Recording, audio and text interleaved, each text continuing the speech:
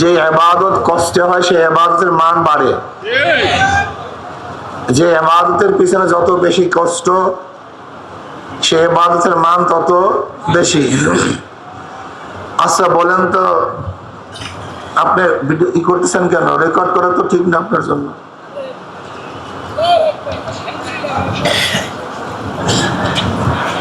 শীতের দিনে উজুর ফজিলত বেশি না গরমের দিনে উজুর ফজিলত বেশি? কারণটা কি? কষ্ট বেশি। গরমের দিনে রোজার ফজিলত বেশি না শীতের দিনে রোজার ফজিলত বেশি? কারণটা কি? কি বুঝলেন? যে ইবাদতের পিছনে যত বেশি কষ্ট হয় সেই ইবাদতের মান তত বেশি হয়। এটি হলো মূল উসুল, মূল ভিত্তি। ঠিক আজকেও আমরা প্রচন্ড গরমের মধ্যে আছি, তবে আল্লাহ পাকের শুকর, আল্লাহ পাক এখন পর্যন্ত আমাদেরকে হেফাজত করছেন। বিভিন্ন জায়গায় দেখা যায় বর্ষা, আল্লাহ পাক এখন হেফাজত করছেন। আল্লাহ পাক জন্য আমাদেরকে হেফাজতই রাখেন, সেগুলো আল্লাহুম্মা আমিন।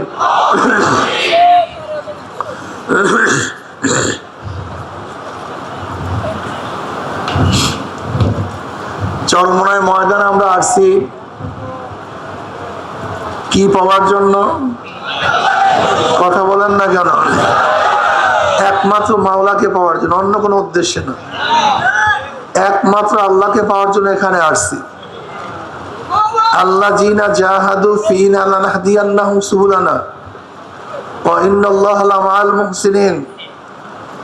যদি মাওলাকে পাওয়ার জন্য চেষ্টা সাধনা করেন, অবশ্যই আল্লাহ পাককে পাওয়ার হাজারো রাস্তা খুলে দেবেন। এর জন্য চেষ্টা সাধনা করতে হবে। সাধনা ছাড়া মাওলাকে পাওয়া যায় না। যারা যত বেশি সাধক তারা তত বেশি দামি। নবীগণ সবচেয়ে বেশি ত্যাগ করছেন, এই জন্য নবীগণ সবচেয়ে বেশি দামি। সমস্ত নবীদের ত্যাগ সবচেয়ে বেশি। নবীদের ত্যাগ যুগে যুগে সবচেয়ে বেশি ছিল। এরপরে আমাদের সাহাবায়ে কেরাম রিদওয়ানুল্লাহি তাআলা আজমাইন, এরা অনেক বেশি ত্যাগ করছেন, যে ত্যাগের কোনো শেষ নাই, কোনো সীমা নাই।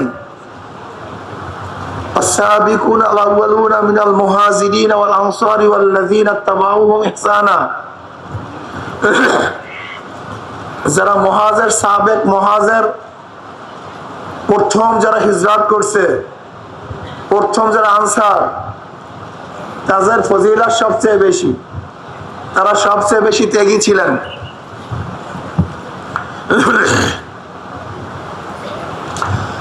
আজকে চরমোনাই ময়দানের যে হালাত, এই চরমোনাই ময়দানে যারা প্রথম ছিলেন, প্রথম মুজাহিদ ছিলেন, তারা দামি, তারা আমাদের চেয়ে অনেক বেশি দামি। কি কথা ঠিক না? যারা প্রথম ভিত্তি স্থাপন করেন তারা দামি হন। যারা ন্যাকের সূচনা করেন, কিয়ামত পর্যন্ত ওই সূচনায় যত ন্যাক হয়, যারা সূচনা করেন তার একটা অংশ তারা পান। আদ-দাল্লু আলা খায়রিন কাফাইলিহি। আপনি যদি দাওয়াত দিয়ে কাউকে নেককার বানাতে পারেন, আপনি যদি দাওয়াত দিয়ে কাউকে নেককার বানাতে পারেন, আপনার দাওয়াত ওই ব্যক্তি যত ন্যাক করবে, দায়ীর আমলনামায় আল্লাহ পাক রব্বুল আলামিন ওই পরিমাণ ন্যাক লিখে দিবেন। দায়ীর আমলনামা ওই পরিমাণ ন্যাক লিখে দিবেন। লা ইয়ানকুসু যালিকা মিন উজুরিহিম শাইয়্যা। কিন্তু যেই ব্যক্তি ন্যাক করবে তার থেকে কর্তন করে নয়, এটা আল্লাহ পাকের স্পেশাল বরাদ্দ। কি বরাদ্দ? স্পেশালে সবাই কান দিয়ে শোনেন, খুব ভালো মতো কান লাগান। দায়ীর ফজিলত, দায়ীর দাম, দায়ীর মান, দায়ের চেয়ে মানই কিছু হতে পারে না। ধরেন আপনি একজনকে দাওয়াত দিচ্ছেন নামাজের জন্য, আপনার দাওয়াতে সেই ব্যক্তি নামাজ পড়লো, যার দাওয়াতে যেই ব্যক্তি নামাজ পড়ছে, নামাজ পড়ার মাধ্যমে যত ন্যাক হইছে, দায়ীর আমল নামে আল্লাহ পাক ওই পরিমাণে ন্যাক লেখা দিবেন। কিন্তু যেই ব্যক্তি নামাজ পড়ছে তার থেকে কর্তন করে নয়, ন্যাক কাটিয়া নয়, এটা স্পেশাল বরাদ্দ। এর চেয়ে বড় ভালো কাজ কিছুই হতে পারে না, এর চেয়ে দামি কোনো কাজ হতে পারে না। আচ্ছা বলেন তো, আপনি বৎসরে ফরজ রোজা কয়টা রাখবেন? এর বেশি রাখার কোনো সুযোগ আছে? কোনো অবস্থাতেই পারবেন? কোনো অবস্থাতেই পারবেন না। কিন্তু আপনি যে দাওয়াত দিয়ে 30 জনকে রোজা রাখান, ওই 30 জনের সব আপনার আমল নামায়। আপনি যদি 50 গঞ্জে রাখান, 50 জনের সব আপনার আমল নামায়। যদি 100 জনকে রাখান, ওই পরিমাণের সব আপনার আমল নামায়। যদি 1 লক্ষ মানুষকে রাখান, ওই পরিমাণের সব আপনার আমল নামায়। এর চেয়ে বড় দামি কোনো জিনিস নেই। এর জন্য একজন মুসলমান মুমিনের সবসময় মাথায় থাকতে হবে দাওয়াত। কি থাকতে হবে? দাওয়াত।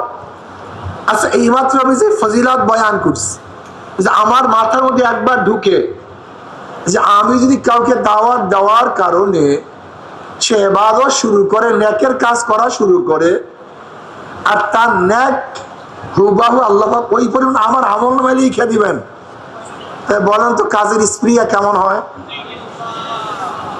হ্যাঁ, অনেক চরমুনার মুজাহিদ এরকম ছিল, এখনো কিছু আছে। এই চরমুনাই ময়দান, চরমুনায় আসার আগে বা আমরা যখন মাহফিলে যাই বা হালকার জন্য, মাসিক ইজতেমার জন্য, আল্লাহ নতুন ভাইদেরকে গাঁটটি, বস্তা, টাকা পয়সা, সময়, অর্থ,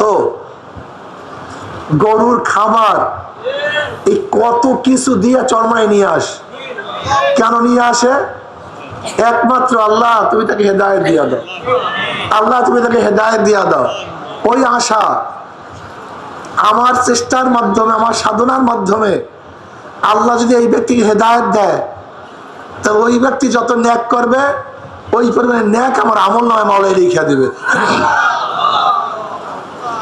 কি দাওয়াত দেব কি দেব না? দরকার আছে কি নাই? মক্কার মধ্যে কোরআন নাজিল হয়েছে, নবী আলাইহিস সালাতু ওয়াস সালাম আসছে মক্কায়। আজকে সাগরের কিনারায় এই বাংলাদেশে আমরা দিন কিভাবে পেলাম? আমাদের কাছে তো নবী আসে নাই, আমরা দিন পেলাম কিভাবে? কিসের মাধ্যমে? জোরে বলেন, দাওয়াত। গোটা দুনিয়ার মধ্যে দিন ছড়িয়ে পড়ছে কিভাবে? দাওয়াত। উদউ ইলা সাবিলি রাব্বিক বিল হিকমা ওয়াল মাউইজাতিল হাসানা ওয়াজাদিলহুম বিল্লাতি হিয়া আহসান। উদউ ইলা সাবিলি রাব্বিক, তোমরা মানুষকে তোমার রবের রাস্তার দিকে ডাকো। উদউ, ডাকো, ডাকতে হবে। আমার মধ্যে যোগ্যতা নাই, আমার মধ্যে যোগ্যতা নাই, কিন্তু যার যোগ্যতা আছে তার কাছে নিয়ে যাওয়া। বুঝাতে পারিনি, আমি মানুষকে বুঝাতে পারি না, এই যোগ্যতা আমার মধ্যে নাই। যেই মাজলিসে বুঝানো হয়, যেই মাজলিসে বুঝাতে পারে, এরকম মাজলিসে যদি আমি তাকে নিয়ে যাই, যদি আল্লাহ পাক এই উসিলা তাকে হেদায়েত দেন, কি স্পেশাল। এই তো আলহামদুলিল্লাহ, বয়ান বুঝছে স্পেশাল। শুধু তাই নয়, এইভাবে যেরকম এই মাহফিল আয়োজন যারা করছেন, আয়োজক, এই মাহফিলে যারা খরচ করছেন, আল্লাহ পাক যদি এই মাহফিলের মাধ্যমে কিছু মানুষকে হেদায়েত দেন, এই যত মানুষ সম্পৃক্ত ন্যাক পাবে কি পাবে না? এইভাবে মাদ্রাসায় যে আমরা দান করি, এই মাদ্রাসার মাধ্যমে যত আলেম হবে, কিয়ামত পর্যন্ত ইলমে দ্বীনের যে খেদমত জারি থাকবে, আমার যে খেদমত এখানে ছিল, ন্যাক হবে কি হবে না? সহজ মাসালা, মাসালা সহজ। যেই ব্যক্তি কোনো নেকের কাজের আঞ্জাম দেয়, সূচনা করে, যেই ব্যক্তি কোন নেকের কাজের সূচনা করে, আঞ্জাম দেয়, ওই মাধ্যমে যত ন্যাক হয় যেই ব্যক্তি নেকের কাজের আঞ্জাম দিতে সূচনা করছে তার আমলনামায় লেখা হবে। আর যেই ব্যক্তি কোনো গুনার কাজের সূচনা করবে এবং ওই গুনার কাজের সূচনার মাধ্যমে আঞ্জামের মাধ্যমে যত মানুষ গুনাহ করবে, যাদের মাধ্যমে সূচনা হয়েছে তাদের আমলনামায় লেখা হবে। আচ্ছা বলেন তো, দুনিয়ার মধ্যে সর্বপ্রথম অবৈধ খুন কে করছে? কাবিল। কে করছে? এই ঘটনা আপনারা জানেন। আদম এবং হাওয়া আলাইহিস সালাতু ওয়াস সালামের মাধ্যমে আল্লাহ পাক গোটা দুনিয়ার মধ্যে বংশ বিস্তার করেছেন। হাওয়া আলাইহিস সালাতু ওয়াস সালামের গর্ভে সবসময় দুইটা সন্তান হইতো। কয় সন্তান? একজন ছেলে একজন মেয়ে। আল্লাহ পাক এই সিস্টেম করেছেন বংশ বিস্তারের জন্য। একজন ছেলে একজন মেয়ে। বিবাহ নিয়ম ছিল, যেই গর্ভে যেই জোড়া হয়েছিল ভাই বোন, তাদের সাথে বিবাহ হবে না, বরং অন্য যেই গর্ভ যেই সন্তান হয়েছিল তাদের সাথে তাদের কি হবে? বিবাহ হবে। বুঝাতে পারিনি? অর্থাৎ এইটাই ছিল তৎকালীন নিয়ম। এখন যেরকম ভাই বোনে বিবাহ জায়েজ নাই, তৎকালীন সময় নিয়ম ছিল যেই গর্ভের থেকে যেই জোড়া বের হয়েছে, একজন কি ছিল? পুরুষ, আর একজন ওই জোড়ার মধ্যে বিবাহ, এইটা জায়েজ ছিল না। বরং পরবর্তীতে যে জোড়া বের হবে, আগের ঘরের পুরুষ পরের ঘরের মহিলা, বা আগের ঘরের মহিলা পরের ঘরের পুরুষ, এই বিবাহ হতো। এইটাই ছিল সিস্টেম। এই সিস্টেমে গোটা দুনিয়ার বংশ বিস্তার লাভ করছে। কাবিলের সাথে যে সন্তান জন্মগ্রহণ করছে, কাবিলের বোন, সেই বোন ছিল কালো, মানে সুন্দর। আর হাবিলের সাথে যে বোন জন্ম হয়েছে সেই বোন ছিল কালো। এখন নিয়ম অনুযায়ী হাবিলের সাথে যে বোন জন্মগ্রহণ করছে তাকে বিবাহ করবে কে? কাবিল। আর কাবিলের সাথে যে বোন জন্ম হয়েছে তাকে বিবাহ করবে কে? হাবিল।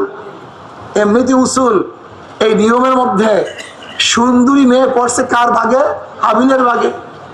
আর কালো মেয়ে পড়ছে কার ভাগে? কাবিলের ভাগে। এইটাই কানুন, এইটাই নিয়ম। এবার কাবিল বেঁকে বসছে, কারণ না, আমি এটা মানি না। আদম আলাইহিস সালাতু ওয়াস সালাম বুঝাবার চেষ্টা করেছেন, কারণ না, আমি মানি না। আদম আলাইহিস সালাতু ওয়াস সালাম বলতেন মান্নত করো। কি করো? আল্লাহর রাস্তায় মান্নত করো। যার মান্নত কবুল হবে সেই অনুযায়ী ফয়সালা হবে। হাবিল ভেড়া পালতেন, দুম্বা পালতেন, ছাগল পালতেন, আর কাবিল কৃষি কাজ করতেন। কাবিল অনেকগুলি কৃষি পণ্য মানত করছে, দান করছে। আর কাবিল তার ছাগল বা ভেড়া বা দুম্বা আল্লাহ রাস্তায় দান করছে। তৎকালীন সময় মানত কবুল হওয়ার নিয়ম ছিল, আসমান থেকে এক অগ্নিকাণ্ড এসে যেটাকে ভক্ষণ করত সেটা কবুল হইতো, আর যেটা ভক্ষণ করতো না সেটা কবুল হইতো না। এটা হলো কবুলিয়াতের নিয়ম ছিল। মানত কিসের উপরে? কে কোন মেয়ে ভাগে পাবে। যদি হাবিলের মানত কবুল হয় তাহলে তার ভাগে কালো মেয়ে, আর কাবিলের মানত যদি কবুল হয় তার ভাগে সুন্দরী মেয়ে। এর জন্য মানত করা হয়েছে। কোরআন হাউসে ধরে নেন, আল্লাহর কি কৃষ্ণা, আল্লাহর তরফ থেকে হাবিলের মানত কবুল হয়েছে। আসমান থেকে আগুনের খণ্ড এসে সেটা ভক্ষণ করছে। কিন্তু এই বড় হাবিল তো কবুল হবে, কাবিল মানতে পারে নাই। কাবিল মানতে, এরপর কাবিল হাজারো কথা বলে। তখন হাবিল কি বলো? ইন্নামা ইয়াতাকাব্বালুল্লাহু মিনাল মুত্তাকিন, ইন্নামা ইয়াতাকাব্বালুল্লাহু মিনাল মুত্তাকিন। আল্লাহ পাক রব্বুল আলামিন তো মুত্তাকিনদের থেকেই কবুল করেন। যারা আল্লাহর ভয়ে, আল্লাহর জন্য অন্তরের ভয়ে, অন্তরের মহাব্বতে মাওলার জন্য যারা দান করে তাদেরটাই কবুল হয়। অর্থাৎ তাকওয়া ব্যতীত কোনো আমল কবুল হয় না। ইন্নামা ইয়াতাকাব্বালুল্লাহু মিনাল মুত্তাকিন, এই কথাটা খুব ভালোভাবে মনে রাখতে হবে। এই ইতিহাস থেকে, এই ঘটনার থেকে তখন হাবিল কি মন্তব্য করলেন? কাদেরটা কবুল হয়? জোরে বলেন, কাদেরটা? মুত্তাকিনদের কবুল হয়। এই যে নামাজ আমরা পড়বো, কাদেরটা কবুল হবে? মুত্তাকিনরা। রোজা যারা রাখবো, কাদেরটা কবুল হবে? হজ যারা করবো, কাদেরটা কবুল হবে? ইন্নামা ইয়াতাকাব্বালুল্লাহু মিনাল মুত্তাকিন। ইবাদত সবারটা কবুল হবে না, সবার ইবাদত গ্রহণ হবে না, সবার ইবাদত আল্লাহর কাছে মূল্যায়ন হয় না। এই বাহ্যিক ইবাদতের কোনো দাম নেই, এই বাহ্যিক ইবাদতের কোনো মূল্য নেই। এই বাহ্যিক ইবাদত আল্লাহর কাছে গ্রহণ হয় না। ইবাদত কারটা কবুল হবে? কোরআন বলছে ইন্নামা ইয়াতাকাব্বালুল্লাহু মিনাল মুত্তাকিন। কাবিল, তুমি এত ফডর করিও না, সবার দান কবুল হয় না। দান কবুল হয়, ইবাদত কবুল হয় যাদের মধ্যে তাকওয়া আছে। আল্লাহ পাক বাহ্যিক ইবাদত দেখেন না। লা ইয়ানালাল্লাহু লুহুমুহা ওয়ালা দিমাউহা ওয়ালাকিন ইয়ানালুত তাকওয়া মিনকুম। এই যে আমরা দেখবেন কুরবানির সময় বিশাল বিশাল গরু দেই, বিশাল বিশাল মহিষ দেই। হ্যাঁ, কোরবানিতে উত্তম জিনিস দেওয়া ভালো, আকর্ষণীয় জিনিস দেওয়াই তো ভালো। যেরকম হাবিল তার সমস্ত পালের মধ্যে যেই দুম্বাটা সবচেয়ে ভালো ছিল, সেই ভালো দুম্বাটাই কিন্তু দান করছিল হাবিল। কথাটা বুঝাতে পারি? তা দান করার নিয়ম উত্তম জিনিস। যেরকম হাবিল তার পালের মধ্যে সবচেয়ে আকর্ষণীয়, সবচেয়ে দামি জিনিসটাই দান করেছিল। কুরবানি তো ভালো জিনিসই করা উচিত, কিন্তু আমরা কি করি? শুধু গোশত এবং রক্ত কুরবানি করি, কিন্তু আমার ভিতরে যে পশু আছে সেই পশুকে কুরবানি করি না। কিন্তু এই পশু কুরবানি না করলে ওই বাহিরের পশু কবুল হয় না। আমরা পেশ করি সামনে, আমরা সবাই গরু জবেহ দেই। যেমন হাবিলও মানত কইরা সামনে রাখছে, কাবিলও মানত করছে সামনে রাখছে, কিন্তু কারটা কবুল হয়েছে কারটা কবুল হয় নাই তৎকালীন সময় আমরা দেখতে পারতাম, কিন্তু এখন তার দেখতে পারি না। এখন দেখতে পারলে দেখতাম কত মানুষেরটাই যেন পড়ে আছে, সেটা কবুল হয় না। আল্লাহ আমাদের সবাইকে এমন দিল তৈয়ার করে দেন যার মাধ্যমে যেন আমার সাথে কবুল হয়ে যায়।